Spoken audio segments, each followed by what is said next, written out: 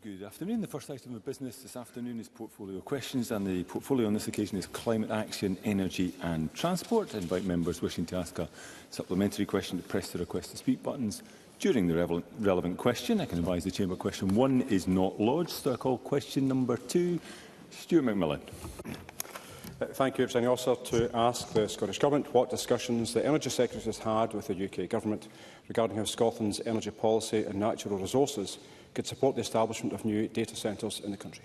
Cabinet Secretary Gillian Martin. Thank you, Presiding Officer. Ministers and officials in the Scottish Government are in regular engagement with their counterparts in the Department for Energy Security and Net Zero and the Department of Science, Innovation and Technology in the UK Government, and I continue to ask the UK Government to address the high cost of electricity, as this is a key driver in attracting data centres to Scotland. Data centres are also identified in the Scottish Government's Green Industrial Strategy, and we are working with our economic agencies to identify data centre sites that utilise our renewable energy sources while exploring opportunities to recycle waste heat from these facilities into the wider community. And this is also in line with our Green Data Centres and Digital Connectivity Vision and Action Plan, which seeks to position Scotland as a leading zero-carbon, cost-competitive green data hosting location. Stuart McMillan. I thank the Cabinet Secretary for that reply. And AI is continually developing, and an increasing number of data centres are required. They clearly need energy and water to operate them. And as we've seen, both Thames Water and Anglian Water have already highlighted their concerns towards the announcement by the Prime Minister for an additional 100 data centres. But does the Cabinet Secretary agree with me that Scotland would be an ideal location to host AI data centres powered by renewable energy? And is she confident that we have enough renewable capacity to operate such facilities? Cabinet Secretary. I thank Stuart McMillan for that additional question. Given that our dynamic innovation tech ecosystems and abundant renewable energy capacity, including a lot of constrained wind energy at the moment, at various times we do actually have to shut off a generation of wind. That constrained wind could be used to power data centres, and Scotland is certainly a natural home for new AI data centres. In May 2025, the Deputy First Minister wrote to the Secretary of State for the Department of Science, Innovation and Technology regarding the AI growth zone opportunity and provided an open letter of support to all bidders in Scotland to accompany their final submissions of evidence the dedicated support the Scottish Government and its economic agencies will provide to any selected AI growth zone in Scotland. I'm very keen that we promote all suitable areas of Scotland, particularly former industrial sites, as potential hosts to this key critical infrastructure, and I would say that Mr McMillan's constituency would be an excellent location for such projects. A couple of brief supplementaries. First, Douglas Lumsden. Presiding Officer, this week Offshore Europe has taken place in Aberdeen, where the best of our energy sector is showcasing to the world the value and skills that an oil and gas sector provides. When I was there, it was put to me that the sector has been waiting over 31 months for Scotland's energy strategy. 31 months with no idea of this devolved government still have a presumption against new oil and gas.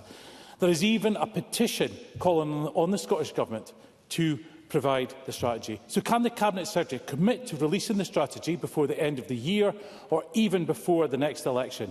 And can the Cabinet Secretary provide some clarity on this important strategy? This is not directly related to the substantive questions. The Cabinet Secretary has got anything to add. Thank you, Presiding Officer, for making that point, because it is not directly related to Stuart McMillan's very important question about the importance of the generation of renewable energy to power Scotland's economy in the future. Thank you. And Mercedes Vialba.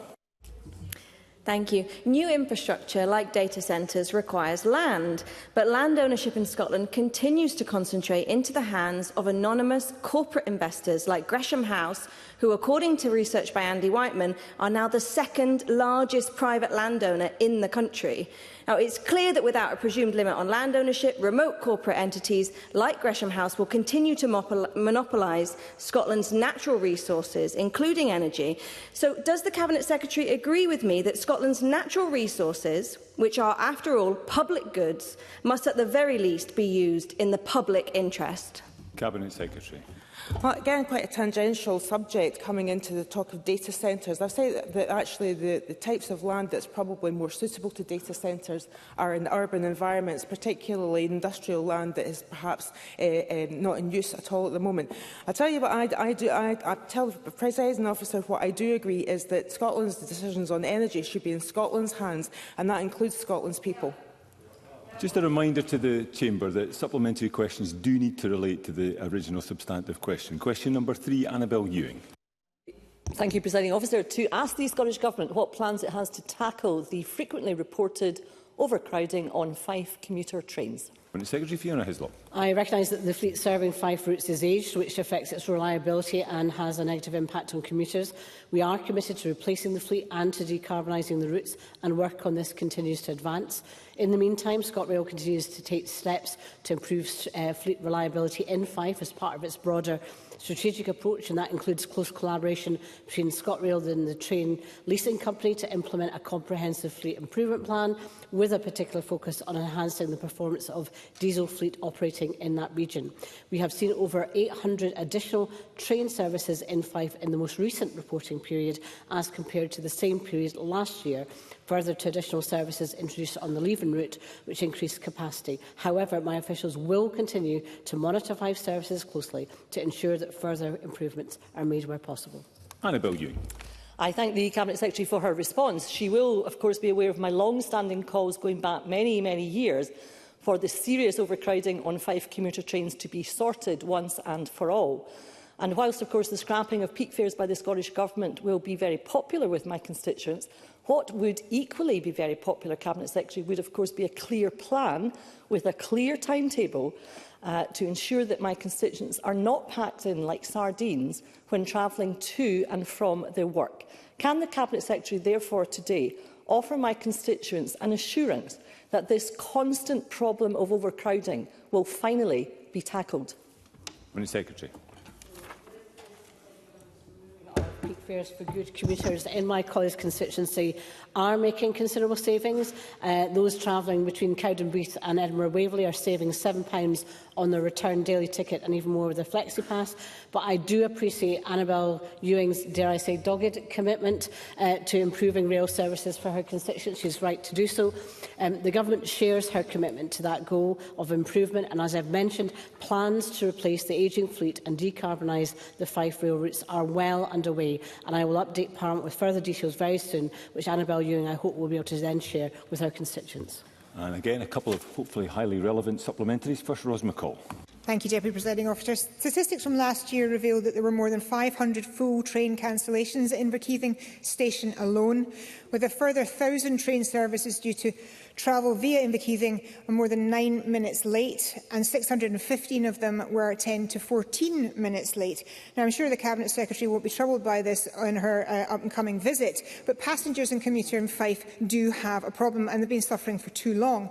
Now, I know the Transport Secretary believes that the current situation in Fife is unacceptable, but it's also unreliable. So can we have some time frame, please, from the Government as to how quickly we'll be able to get this sorted for the people of Fife? Cabinet Secretary.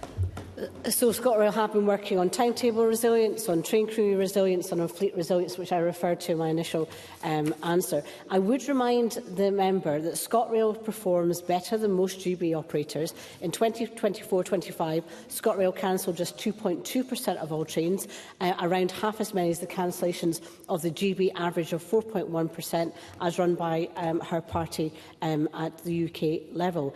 I would say that there is a particular issue as was run by the UK, or was run by the private operations when the Conservative government had privatised the rail service, and I'm very pleased to see that the new Labour government is looking to copy Scotland and taking into public ownership the rail service. What that does mean is that we can try and make improvements both on track and train. If we're improving on the Fife line in particular, we need to make sure that we're progressing on the electrification, and the work between Edinburgh and Dalmeny is already underway. So those improvements are being made, and that will also then see the improvements to the service, and we'll set that out in the plans which I indicated to Annabel Ewing I would do shortly. Thank you. And Claire Baker. No, thank you, Presiding Officer. The short forming is often the cause of the overcrowding, and as the Cabinet Secretary has recognised, there are a need to increase the capacity in Fife. Short forming is not measured in the public performance measure. Would you support a change to the measure that would recognise this? Because while peak fares have been removed, which is to be welcomed, overcrowding could work against that policy and make it less attractive to travel by train. Cabinet Secretary. Yes, I've been very concerned actually about those areas where there are short forming and what the impact of actually having very good and reduce rail fares and the impact that that could have on short forming. Short forming, obviously, when you've got those units, they can have door cracks or wheel flats or different things that affect the actual unit itself. That's why replacement is really important. I do think she has a reasonable point about actually what is measured in terms of impact from a customer experience. I know from Glasgow Edinburgh before it was electrified the impact of short forming, and I think that's not an unreasonable thing to ask in terms of that measurement. So I will speak to ScotRail as to whether that's something they could consider. Question 4, Audrey Nicholl. Thank you, Presiding Officer. To ask the Scottish Government whether it will provide an update on the progress being made in relation to its Hydrogen Action Plan. Cabinet Secretary Gillian Martin. Thank you, Presiding Officer. Significant progress has been made in delivering the Hydrogen Action Plan actions and commitments. The building blocks of a hydrogen economy in Scotland are being laid, technology is advancing and projects are entering construction. Over £35 million has been awarded to support hydrogen development, and we published the Hydrogen Sector Export Plan, launched a National Hydrogen Planning Hub and will shortly publish planning and consenting guidance. We're also working with the UK Government on the role of hydrogen in the energy mix and policy development required to address deployment challenges, including regulatory frameworks, market mechanisms and infrastructure. Audrey Nicholl.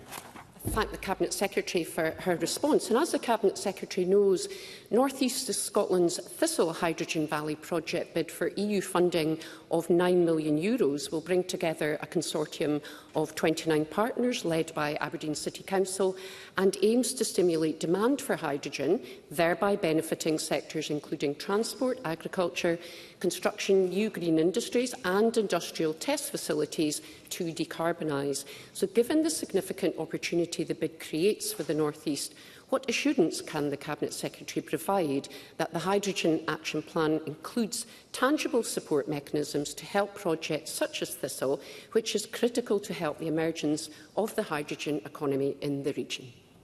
Cabinet Secretary. Well, Audrey Nicholl may know that the former Minister for Climate Action, Dr Alistair Allen, was very pleased to offer a letter of support to the Thistle Hydrogen Valley projects for EU funding. And it's good to note the positive progress that Audrey Nicholl brings to the Chamber, and it's been made on this initiative. I look forward to receiving more updates as that moves forward. That project is a good example of energy transition, harnessing North East Scotland's long-standing history and expertise developing the oil and gas sector towards new green hydrogen opportunities, and while doing so, helping that stimulate that economic growth, job creation and supporting the hydrogen supply chain to develop. Thank you. We've got a number of supplementaries. I'll try and get them all in, but they'll need to be brief, as will the responses. First, Brian Whittle. Thank you, Deputy Presiding Officer. The Scottish Hydrogen Assessment from 2020 suggests that Scotland could deliver up to 126 terawatts of hydrogen per year by 2045, with up to 96 terawatts of hydrogen for export to Europe and the rest of the UK in the most ambitious scenario. However, the most recent Climate Change Committee carbon budget reduces this demand, this forecast to 60 terawatts in 2040. Does the Minister feel this reduction in budget is a result of not being able to properly connect suppliers and off-takers? Cabinet Secretary. I'm trying to piece together the parts of that question. Brian Whittle mentions the Committee for Climate Change estimate. The Committee for Climate Change does not fund any hydrogen projects. Obviously, it's up to governments to do that. Obviously, we're working with the UK Government in terms of what they're doing in the hydrogen auction round support that they give, which is absolutely vital. And we are concentrating on the innovation side of things, supporting companies. As far as I'm concerned, we have to aim as high as we possibly can in the production of hydrogen. There's a great market for it in Germany in particular, but there's also a great need for it in decarbonising our industrial complexes in Scotland as well, and of course many jobs to come with it if we aim high. Briefly, Sarah Boyack. Thank you, Presiding Officer.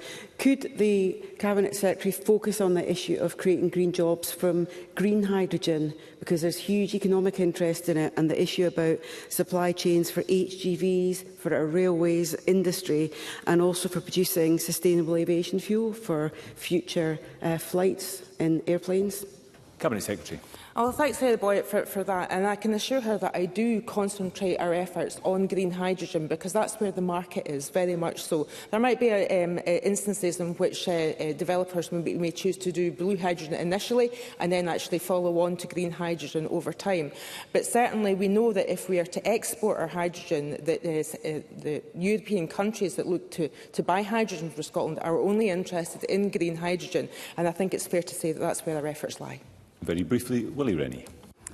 I recently visited the Ben Eco Park at Glenfarg, which neighbours my constituency, where they've got a really interesting hydrogen project coming on stream. But their Green Cat Hydrogen are particularly anxious about the incentives for the demand side.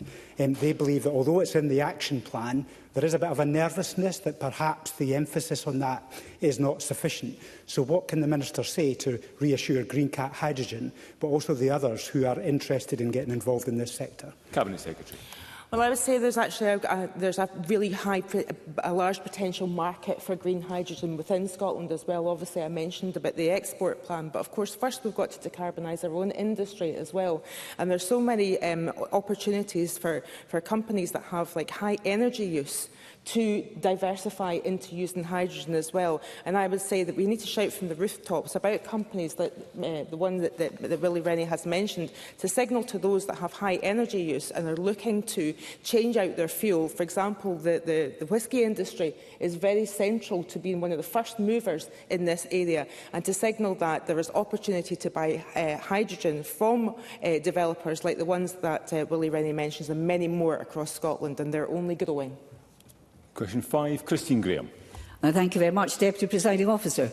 To ask the Scottish Government, in light of the 10th anniversary of the Borders Railway, whether it will provide an update on the progress of the feasibility study to extend the line beyond Tweedbank to Carlisle via Hawick. Cabinet Secretary Fiona Hislop.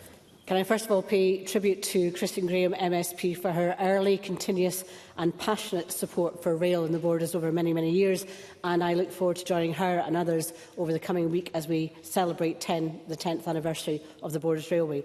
The Scottish Government recognises that extending the Borders Railway is a regional priority.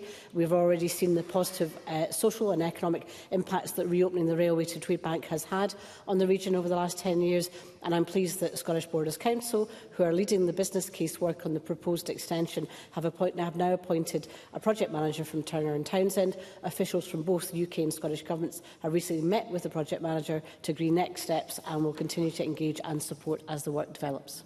Christine Graham. I thank the Cabinet Secretary for her kind words. Earlier today, I emphasised the success of the Borders Railway, once opposed by the Conservatives, but don't we all love sinners who repent? The extraordinary passenger usage, way beyond what was predicted in the early days, now has added the huge benefit in discarding peak fares. Does this not add to the case for the extension? Cabinet Secretary. Well, there's been over 13 million passengers that have used the Borders Railway since it's opened. I think it is a major success story. I think she reflects experience from other areas, including, for example, the Bathgate-Edinburgh line and indeed the Bathgate to Airdrie extension, that encourages more passengers than might have originally been forecast. So I do think that investment in rail is important. In terms of the work that's required, the case has to be made, and that is why the project manager is producing the business case, and then we would expect that to be delivered and to be able to help reinforce, I think, what she and others want to see. But of course, until we see that, decisions will be made in the future in terms of how that is taken forward. But the delivery of the business case is the key next step. And briefly, Rachel Hamilton. Thank you. Will the Cabinet Secretary address concerns that the Scottish Government will predominantly concentrate on multimodal options in the feasibility study, rather than looking at what the people of the Borders want, which is a transformational connection by rail via Hawick to Carlisle? Cabinet Secretary. Okay, Scottish Borders Council will take forward the work, and the project manager will take forward that work on behalf of Scottish Borders Council. If she's got any concerns about what Scottish Borders Council is asking or looking at, she'd best address that to them. I do think that when we are developing, as we have done with the East Kilbride enhancement, multimodal and encouraging people to use bus or car to reach railway stations is something that's part and parcel of the plans that we expect nowadays. So I wouldn't introduce multimodal in terms of its combination with rail, but I think she's probably best to address those issues to Scottish Borders Council. Question 6, Gordon MacDonald. Thank you, Presiding Officer. To ask the Scottish Government regarding any impact on its energy policy and strategy, what its response is to Ofgem's announcement on the 27th of August regarding the energy price cap. Cabinet Secretary Gillian Martin. Thank you, Presiding Officer. The UK Government pledged to cut bills by £300 as they put forward their manifesto for going into government, and yet they are higher this time than last year and have just risen again. And we need urgent action from the UK Government to set out how they will cut bills and keep their promise. And we believe the UK Government must immediately deliver a social tariff in the form of targeted unit rate discount while progressing much-needed wider reform. And we urge the UK Government to deliver a package of measures that addresses fuel poverty while securing investor confidence and a level playing field for renewable generators in Scotland. Gordon MacDonald. I thank the Cabinet Secretary for that answer. Scotland produces far more electricity than it consumes, yet nearly 500,000 Scots are living in extreme fuel poverty. What financial support will be available from the Scottish Government this winter for people struggling to pay ever-increasing energy bills?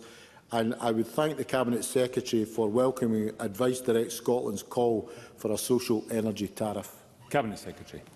I thank Gordon MacDonald for that question. This coming winter, the Scottish Government will provide an estimated £28.3 million through our winter heating payment, £11.4 million through our child winter heating payment, and £187 million prior to payment recovery from pensioners who have a taxable income above £35,000 through our pension age winter heating payment.